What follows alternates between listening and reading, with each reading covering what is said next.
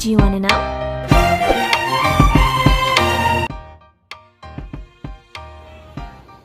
Hi everyone! This is Ruby's Small Kitchen again.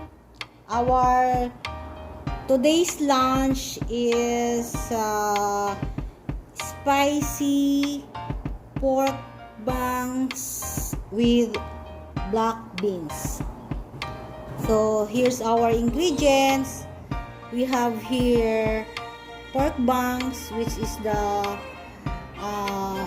large intestine of the pig, and we have here carrots and scallion.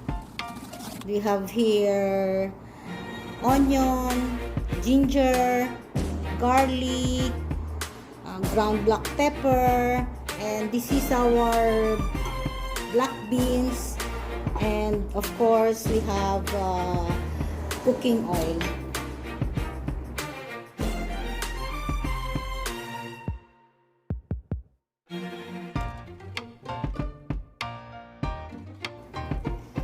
First, let's cut our pork bungs just like this.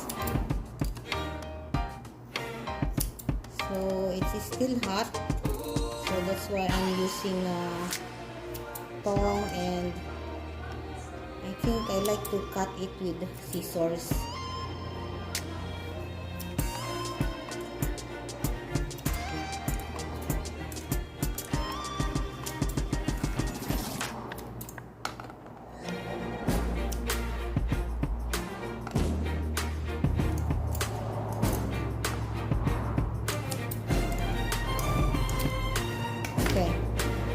Done of cutting. So now let's go to our next preparation, which is stir frying. So let's put our stove into a medium flame. Just wait to come heat, just only in a medium flame so that the food will not get burned.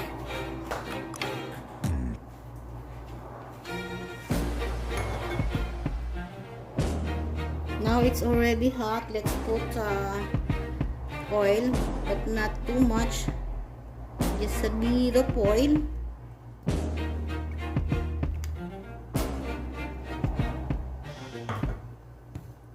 Wait till it become heat, and put our ginger.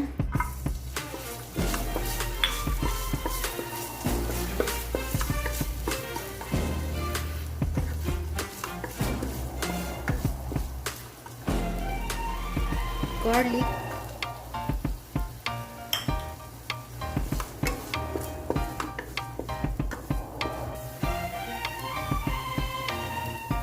onion,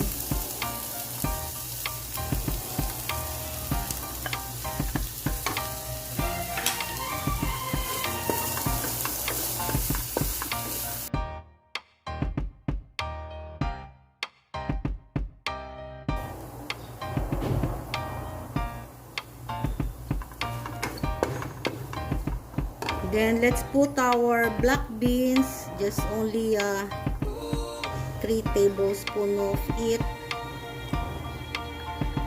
No need to put fish sauce, soy sauce, or salt, because black beans is already salty.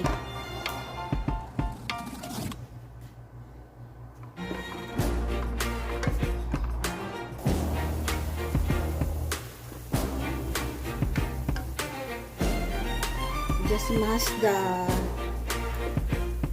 salty beans, the black beans, so that the saltiness will gonna come out or extract from the dishes.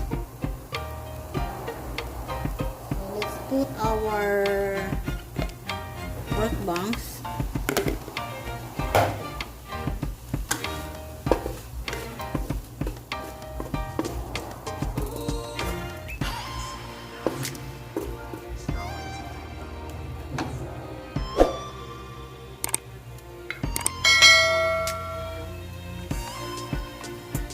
tablespoon of black bean sauce.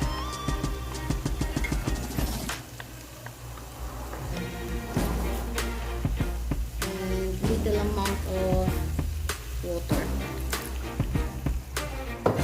So let it simmer for a while.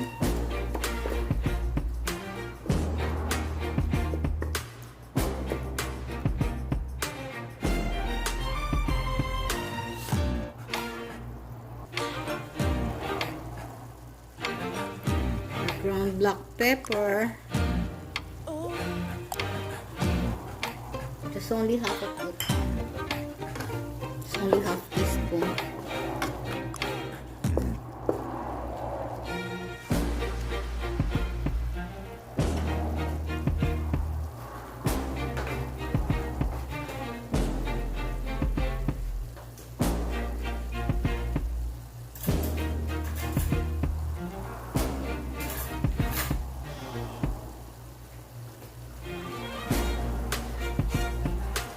To make it hot, let's put dry chili pepper.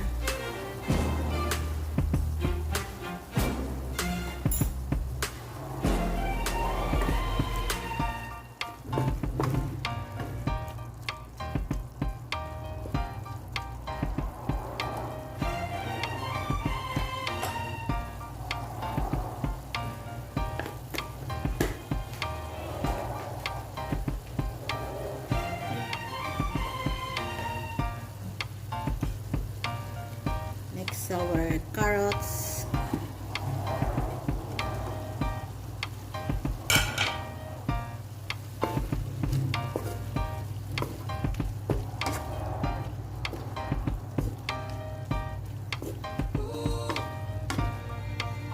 Don't overcook the carrots so that it's crunchy.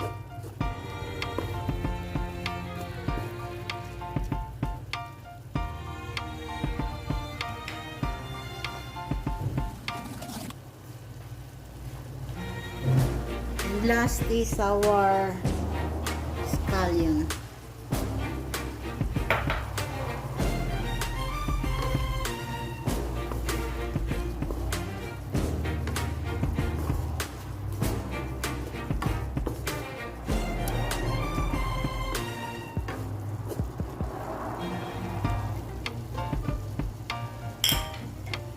Now ready to serve.